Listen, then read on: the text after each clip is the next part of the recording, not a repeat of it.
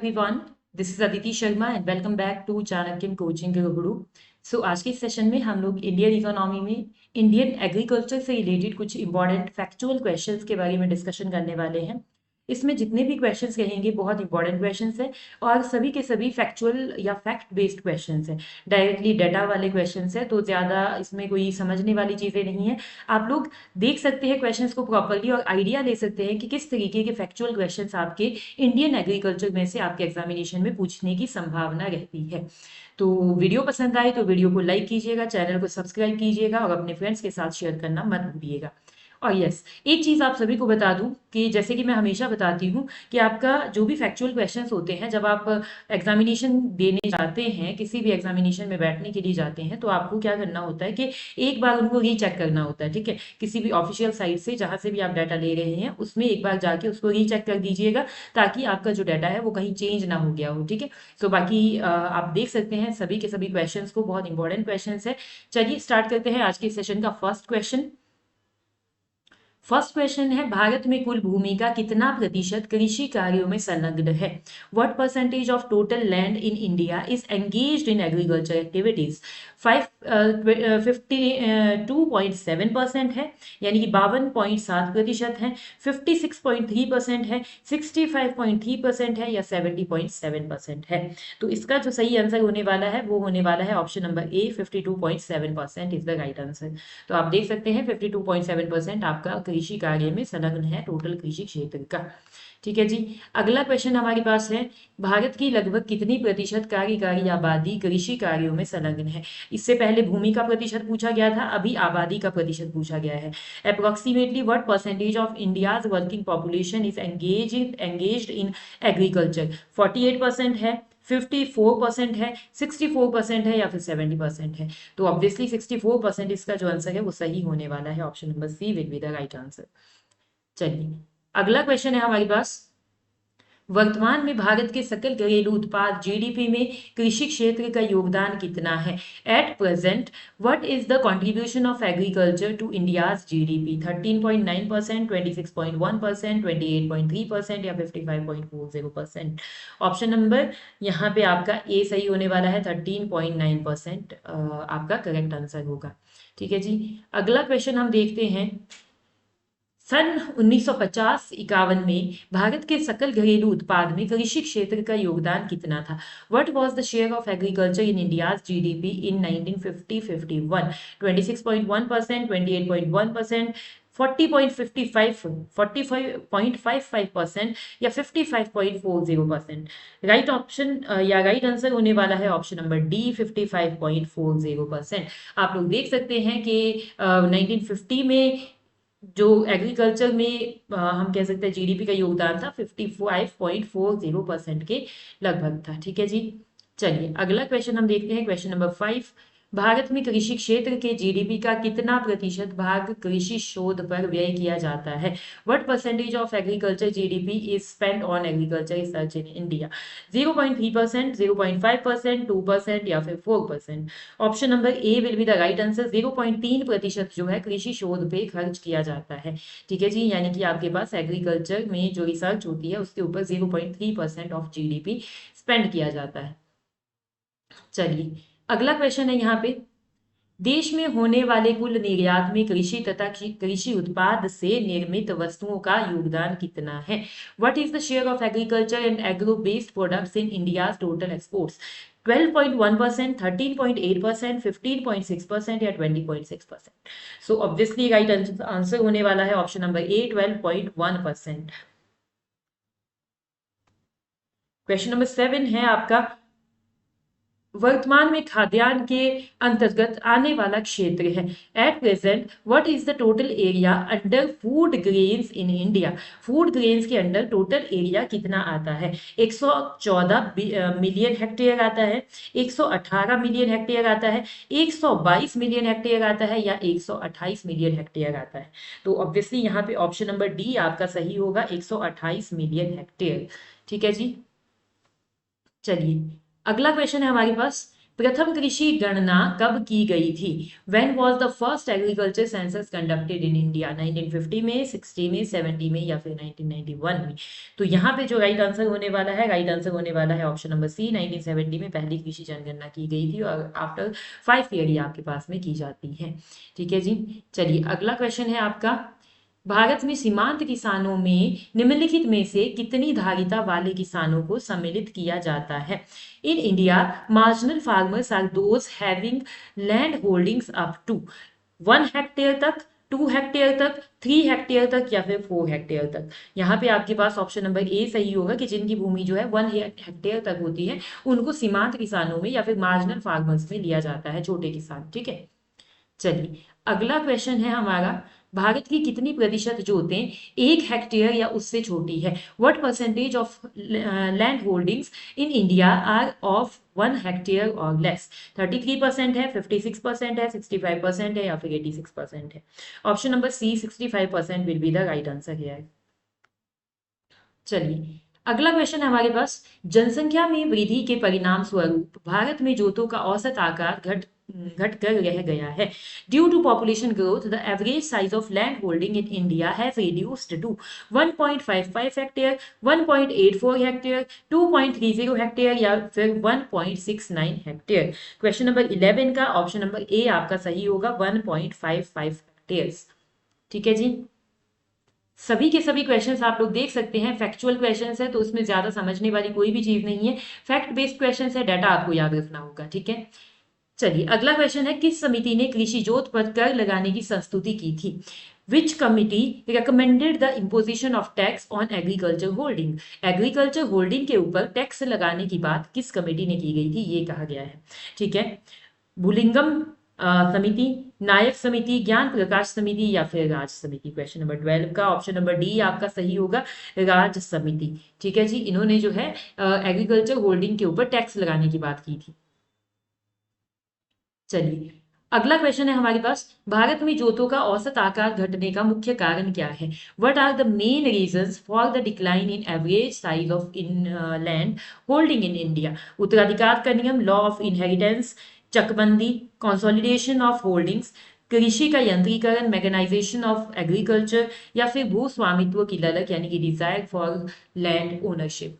यहाँ पे जो आंसर होगा, आंसर आपका एक तो ऑप्शन नंबर 1 एंड 4 आपका दोनों सही होंगे, यानी कि option number C will be the option number C will be the right answer, 1 and 4 law of inheritance. ठीक है जी। इनहेरिटेंस का लॉ और आपके पास में ओनरशिप, जब हम चाहते हैं लैंड का ज्यादा से ज्यादा, तब हमारे पास जो औसत भूमि होती है वो कम होती है। तो ऑप्शन नंबर हम कह सकते हैं 1 एंड 4 यहाँ पे इंडिया के सीक्वेंस में सही बैठेगा। चलिए अगला क्वेश्चन है, भारत में कृषि का कितना प्रतिशत भाग सिंचित है? What percentage of India agriculture in India is irrigated? ठीक है। 1/3 है, 1/4 है, आधा है या फिर संपूर्ण है? क्वेश्चन नंबर 14 है, ऑप्शन नंबर ए आपका सही होने वाला है। 1/3 जो पोर्शन है आपका इंडियन एग्रीकल्चर का वो इरिगेटेड है यानी कि सिंचित है। ठीक है जी। चलिए अगला क्वेश्चन है हमारे पास, भारत में सिंचाई का सबसे महत्वपूर्ण साधन है? What is the most important source of irrigation in India? नहरें हैं, कुएं हैं, जल नलकूप, ठीक है, ट्यूबवेल्स जिनको कहा जाता है, या फिर तालाब है, पॉन्ड्स है? तो यहाँ पे आपका ऑप्शन नंबर ए आपका सही होगा, नहरी। ठीक है जी। कैनल्स आपके पास में सबसे ज्यादा इंपॉर्टेंट रिसोर्स है आपके इरिगेशन का इंडिया के अंदर। चलिए अगला क्वेश्चन है हमारे पास, भारत में लगभग कितने प्रतिशत कृषि क्षेत्र में सिंचाई की सुविधा उपलब्ध है? What percentage of agriculture area in India has irrigation facilities? 30% में, 32% में, 45% में या 48% में? तो क्वेश्चन नंबर 16 का ऑप्शन नंबर सी यहाँ पे सही होगा, 45% में आपके पास में ये सुविधा अवेलेबल है इरिगेशन की। ठीक है जी। चलिए अगला क्वेश्चन है हमारे पास, भारत में कुल कृषि क्षेत्र का कितना प्रतिशत भाग पूर्णतः वर्षा पर निर्भर करता है? What percentage of agriculture area in India is entirely dependent on rainfall? 50% है, 55% है, 60% है या फिर 73% है? मतलब ऐसा एरिया जो कंप्लीटली आपके पास में वर्षा पे यानी कि आपके पास रेनफॉल के ऊपर डिपेंड रहता है, कोई सिंचाई सुविधा नहीं है। ठीक है। तो इतना ऐसा कितना प्रतिशत है? ऐसा है आपके पास में 55%। ऑप्शन नंबर बी यहाँ पे हमारा सही आंसर होने वाला है। चलिए अगला क्वेश्चन हमारे पास में है, भारत का कुल कृषित क्षेत्र 136 मिलियन हेक्टेयर है, इसके कितने प्रतिशत भाग में कृत्रिम सिंचाई सुविधाएं उपलब्ध है? Out of India's 136 million hectare of cultivated area, what percentage has artificial irrigation? यानी कि artificial irrigation की सुविधाएं कितने प्रतिशत में अवेलेबल है? 25% में, 36% में, 50% में या फिर 65% में? क्वेश्चन नंबर 18 का ऑप्शन नंबर बी यहाँ पे सही हो जाएगा। 36% में आपके पास आर्टिफिशियल इरिगेशन की सुविधाएं उपलब्ध है। चलिए अगला क्वेश्चन हमारे पास है क्वेश्चन नंबर 19, भारत की कुल सिंचित भूमि का कितना हिस्सा नहरों द्वारा सिंचित है? What percentage of India's irrigated land is irrigated by canals? यानी कि हमने कहा कि आपका जो नहरें है वो सबसे मेजर रिसोर्स है सिंचाई का इंडिया के अंदर। अब कितने प्रतिशत में सिंचाई की जाती है नहरों के द्वारा, वो हमसे पूछा गया है। यहाँ पे आपके पास 36% है, 50% है, 62% है या फिर 70% है। क्वेश्चन नंबर 19 का ऑप्शन नंबर ए आपका सही होगा। 36% जो है नहरों के द्वारा सिंचाई की जाती है। चलिए अगला क्वेश्चन है, भारत में सिंचाई का सर्वप्रथम स्रोत है, यानी कि what was the earliest source of irrigation in India? नहरें है, तालाब है, कुआं है, नलकूप है या फिर अन्य स्रोत है? क्वेश्चन नंबर 20 में कुआं और नलकूप आपका यहाँ पे सही आंसर होने वाला है, दोनों साथ में दिए गए हैं। ठीक है जी। चलिए अगला क्वेश्चन है आपके पास, थोड़ा सा साइज रिड्यूस कर रहे हैं ताकि आपको जो क्वेश्चन है वो कंप्लीटली विजिबल हो सके। भारत में सिंचाई के स्रोतों को वृहत, मध्यम और लघु 3 श्रेणियों में वर्गीकृत किया गया है। वृहत सिंचाई परियोजना के निर्धारण का आधार क्या है? In India irrigation projects are classified into major, medium and minor categories. What is the basis for the major irrigation project? वह कम से कम 5000 हेक्टेयर क्षेत्र की सिंचाई करती हो, वह कम से कम 10,000 हेक्टेयर क्षेत्र की सिंचाई करती हो, वह कम से कम 15,000 हेक्टेयर क्षेत्र की सिंचाई करती हो, वह कम से कम 20,000 हेक्टेयर क्षेत्र की सिंचाई करती हो। तो यहाँ पे ऑप्शन नंबर बी आपका सही होने वाला है कि कम से कम 10,000 हेक्टेयर क्षेत्र की सिंचाई करती हो। ठीक है ना, तो ये आपके पास में निर्धारण का आधार है। ठीक है, चलिए अगला क्वेश्चन है हमारे पास में, लघु सिंचाई योजनाओं का कृषि कमांड क्षेत्र कितने हेक्टेयर तक होता है? The command area of minor irrigation projects in India is up to 3000 hectare, 1500 hectare, 2000 hectare या फिर 2500 हेक्टेयर? यहाँ पे आपका क्वेश्चन नंबर 22 का ऑप्शन नंबर सी आपका सही हो जाएगा, 2000 हेक्टेयर्स। ठीक है जी। चलिए अगला क्वेश्चन है हमारे पास, भूमिगत जल के सिंचाई हेतु उपयोग को संभव बनाने के लिए सर्वाधिक उपयोग किसका किया जाता है? Which of the following is most used to make use of under water for irrigation? लघु सिंचाई परियोजना, माइनर इरिगेशन प्रोजेक्ट, मध्यम सिंचाई परियोजना, मीडियम इरिगेशन प्रोजेक्ट या वृहद सिंचाई परियोजना, मेजर इरिगेशन प्रोजेक्ट या फिर इनमें से कोई नहीं, none of the above? Question number 23 का ऑप्शन नंबर ए आपका सही हो जाएगा, लघु सिंचाई परियोजना। ठीक है जी, ऑप्शन नंबर ए आपका सही हो जाएगा। चलिए अगला क्वेश्चन है हमारे पास, क्वेश्चन नंबर 24 है, सिंचाई विशेषज्ञों के अनुसार भारत की कितनी भूमि पर अधिकतम सिंचाई सुविधाओं का विस्तार किया जा सकता है? According to irrigation experts, irrigation facilities can be maximised on how much land in India? 100 million hectare, 114 million hectare, 130 million hectare, 136 million hectare? तो यहाँ पे क्वेश्चन नंबर 24 का ऑप्शन नंबर बी यहाँ सही हो जाएगा, 114 मिलियन हेक्टेयर पर। ठीक है जी। चलिए अगला क्वेश्चन है हमारा, कमान क्षेत्र विकास कार्यक्रम, ठीक है, CADP का मौलिक उद्देश्य क्या है? What is the primary objective of CADP? Bharat में सिंचाई सुविधाओं का विकास करना, सिंचाई साधनों की गुणवत्ता का विकास करना, कुओं और नलकूपों के उपयोग में वृद्धि करना, सिंचाई क्षमता और उसके उपयोग के बीच अंतर को न्यूनतम करना? तो ऑप्शन नंबर डी यहाँ पे हमारा सही हो जाएगा, सिंचाई क्षमता और उसके उपयोग के बीच अंतर को न्यूनतम करना यहाँ पे हमारा उद्देश्य होता है CADP का। ठीक है जी, मेजर ऑब्जेक्टिव है। चलिए अगला क्वेश्चन है हमारे पास, CADP के अंतर्गत शामिल नहीं है, which of the following is not included under the CADP? Command area development programme, नहरों से जल वितरण हेतु पक्की नलियों का निर्माण, खेतों की ढाल को मंद करना और समतल बनाना, न्याय संगत जल वितरण हेतु चक्रीय आपूर्ति की व्यवस्था करना, या फिर उपयुक्त में से सभी। सो क्वेश्चन नंबर 26 में आएगा सभी के सभी। ठीक है जी, शामिल नहीं है, ये कोई भी शामिल नहीं है, क्योंकि शामिल क्या है, इससे पहले वाले क्वेश्चन में जो ऑप्शन दिया था वो आपके पास में शामिल होता है। चलिए अगला क्वेश्चन हमारे पास में है क्वेश्चन नंबर 27, और साइज थोड़ा सा रिड्यूस करते हैं ताकि क्वेश्चन आपको कंप्लीटली विजिबल हो सके।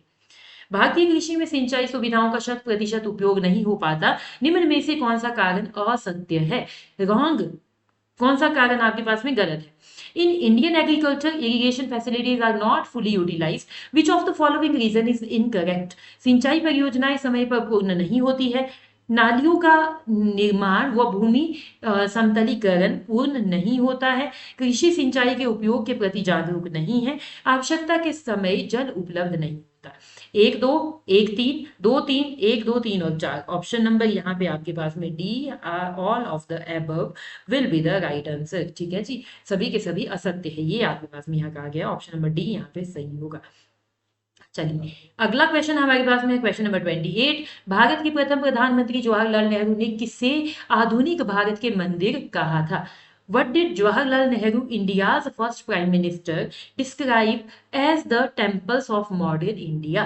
लोहा इस्पात उद्योग को, नदी घाटी परियोजनाओं को, आधुनिक मंदिरों को, या फिर महापुरुषों की स्मारकों को कहा था। ठीक है जी, आधुनिक भारत के मंदिर किसे कहा गया था क्वेश्चन नंबर 28 में, ऑप्शन नंबर बी हमारा सही होगा, नदी घाटी परियोजनाएं, रिवर वैली प्रोजेक्ट्स को जो है आधुनिक भारत के मंदिर कहा गया था पंडित जवाहरलाल नेहरू जी के द्वारा। ठीक है जी, चलिए अगला क्वेश्चन है, कितनी सिंचाई कमान क्षेत्र वाली परियोजनाओं को वृहद सिंचाई परियोजना कहा जाता है।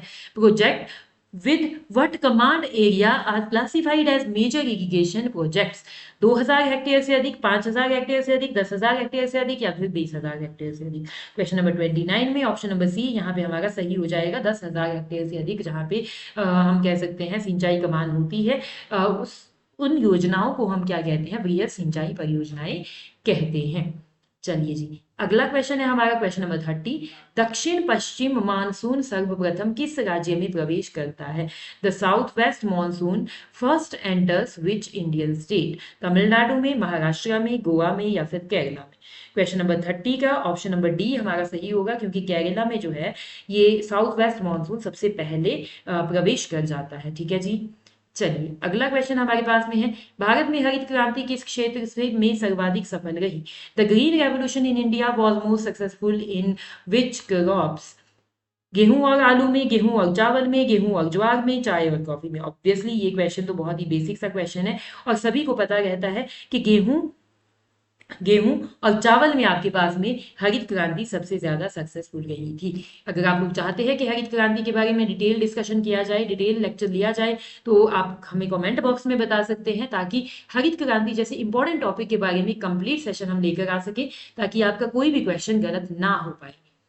चलिए अगला क्वेश्चन हमारे पास में है, भारत में हरित क्रांति का सर्वाधिक प्रभाव किस फसल पर पड़ा।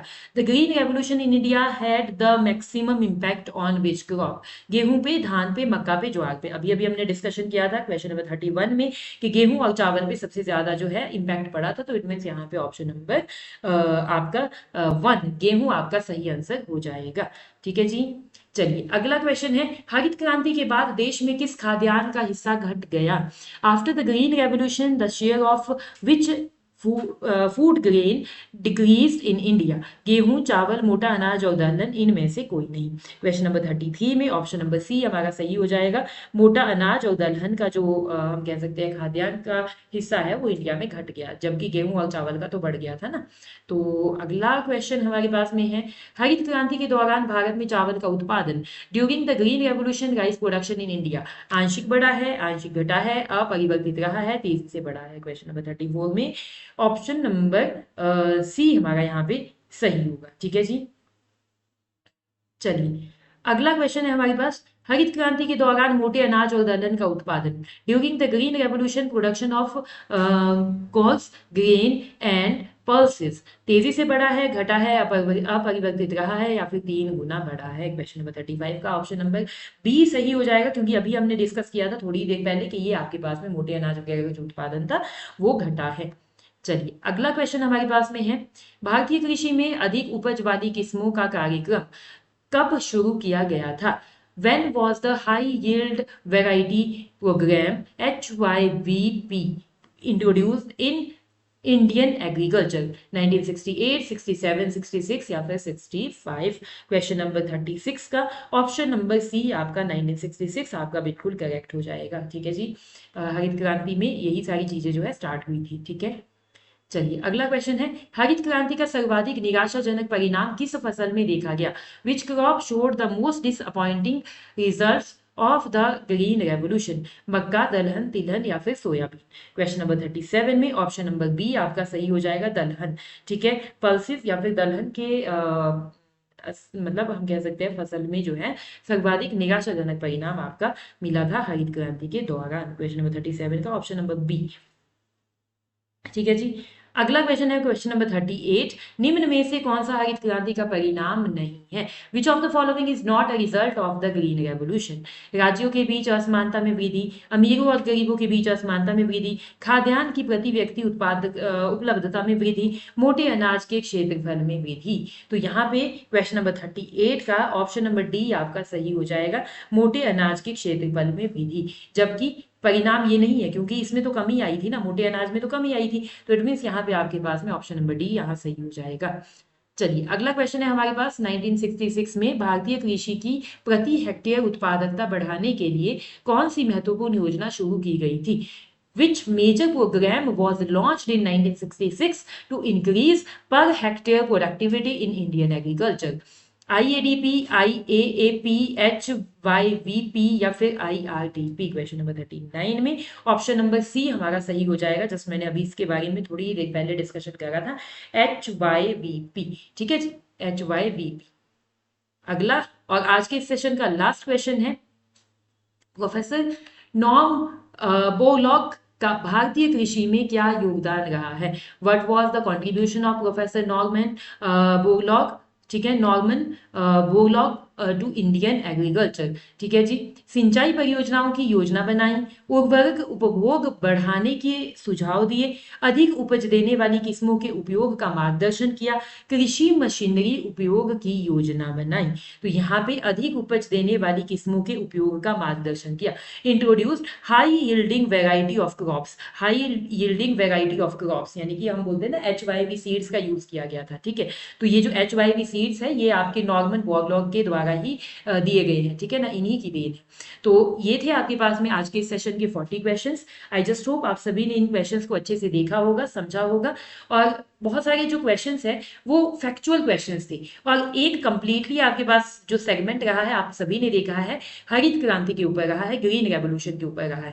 हरित क्रांति, ग्रीन रेवोल्यूशन इंडियन इकोनॉमी का एक एवरग्रीन टॉपिक है, जो कि हर एक एग्जामिनेशन में डेफिनेट है कि क्वेश्चन पूछा ही जाएगा। तो अगर आप लोग चाहते हैं कि इसके बारे में कंप्लीट क्लास ली जाए, कंप्लीटली आपको समझाया जाए कि हरित क्रांति क्या थी, कब आई थी, किस तरीके से यहाँ पे काम हुआ था, कौन कौन सी चीजों के प्रोडक्शन बढ़े थे, घटे थे, क्या क्या इसके रिजल्ट्स आए थे, ठीक है, क्या क्या इम्प्लीकेशंस हुई थी, तो आप लोग हमें कमेंट बॉक्स में बता सकते हैं। हम एक कंप्लीट सेशन आपके हरित क्रांति के या फिर ग्रीन रेवोल्यूशन के ऊपर लेकर आ जाएंगे। सो आई जस्ट होप आप सभी ने वीडियो को एंजॉय किया होगा। वीडियो पसंद आए तो वीडियो को लाइक कीजिएगा, चैनल को सब्सक्राइब कीजिएगा और अपने फ्रेंड्स के साथ शेयर करना मत भूलिएगा। Thank you so much.